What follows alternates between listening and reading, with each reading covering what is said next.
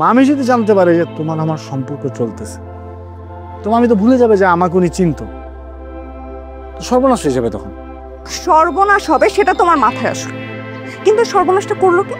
তুমি করো। ফয়সাল তোর সাথে এরকম বাজে ব্যবহার করলো কেন? কি করছিস তুই? আমার সাথে বাজে ব্যবহার করতে কারো কোনো কারণ লাগে? যে যখন সুযোগ পায় সে তো তখনই খারাপ ব্যবহার করে।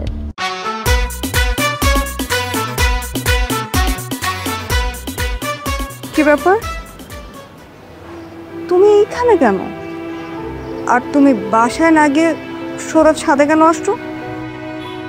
এই মানে তোমাকে আমি এখন কিছু কথা বলবো, মানে এটা ঠান্ডা মাথায় শুনতে হবে, রিয়াক্ট করা যাবে না। নাবিলার মা তো বেশ কয়েকবার নাবিলার সাথে আমাকে বিয়ে দিতে চাইছে, মানে নাবিলার সাথে আমাকে, মানে আমার সাথে নাবিলার বিয়ে দিতে চাইছে আর কি।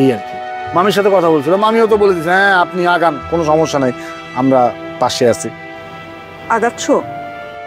আমি শেষ করি, বল। কথাটা শেষ করি।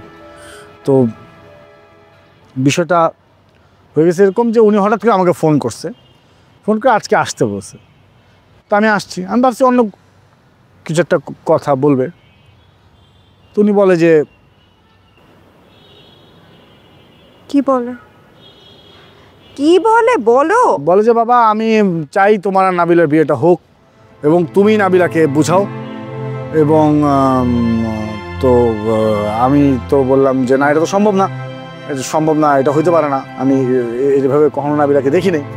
তো সে বলে টোলে তারপরে নাবিলা আসছে, না নাবিলাকে বললাম যে বোন রে তুই আমার একটু হেল্প কর, আমাকে এখান থেকে মুক্তি দে।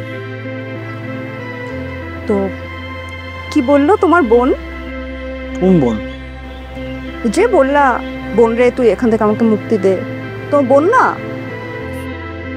ওর মাকে ডেকেই কথা বলে ফেলছে, ফান করতে করতে কথাটা বলে ফেলছে। এখন আন্টি পরে বুঝতে পারছে যে কেন আমি আসলে বিয়েটা করতে চাচ্ছি না। ভালো, উনি বুঝে গেছে, ক্লিয়ার হয়ে গেছে, আর নাবিলাকে নিয়ে আমাকে নিয়ে কোনো কথা বলবে না, ফাইন।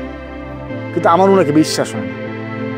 উনি যদি আবার এসে মামিকে বলে এই কথাটা, তাহলে মামি যদি জানতে পারে যে তোমার আমার সম্পর্ক চলতেছে, তো মামি তো ভুলে যাবে যে আমাকে উনি চিনত, সর্বনাশ হয়ে যাবে তখন। সর্বনাশ হবে সেটা তোমার মাথায় আসলো, কিন্তু সর্বনাশটা করলো কি?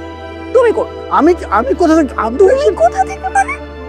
তোমাকে নাবিলার মা ডাকছে, তোমার আসতে হবে কেন?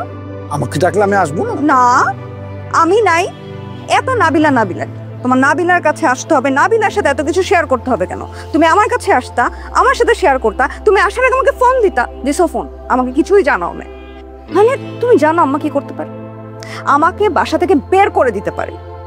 তুমি কেন বারে বারে আমাকে বিপদে ফেলো? মানে শুরু থেকে শেষ পর্যন্ত তোমার জন্য আমার সব রকম বিপদে পড়তে হয়। আমার জন্য কি বিপদে পড়তে হয়েছে তোমার?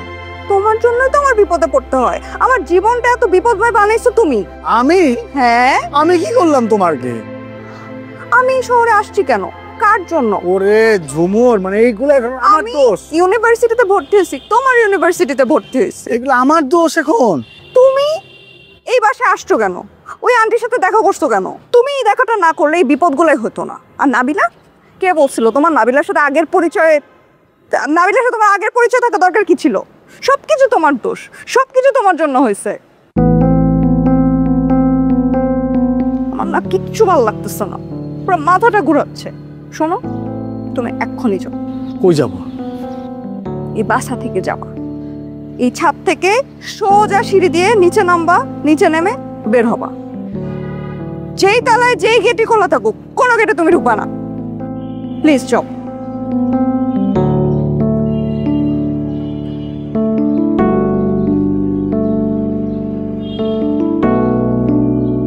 ভাইয়া কেমন আছেন? ভালো না। কেন, কি হয়েছে? কিছু না।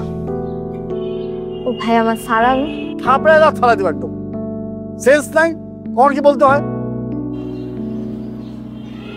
এই তুমি আমার বোনের সাথে এরকম? না না, আমি কিচ্ছু বলি না ওকে, আমি কিচ্ছু বলি না আমি ওকে। কি ব্যাপার, ফয়সাল তোর সাথে এরকম বাজে ব্যবহার করলো কেন? কি করছিস তুই? আমার সাথে বাজে ব্যবহার করতে কারো কোনো কারণ লাগে? যে যখন সুযোগ পায় সে তো তখনই খারাপ ব্যবহার করে। কপালই খারাপ আমার।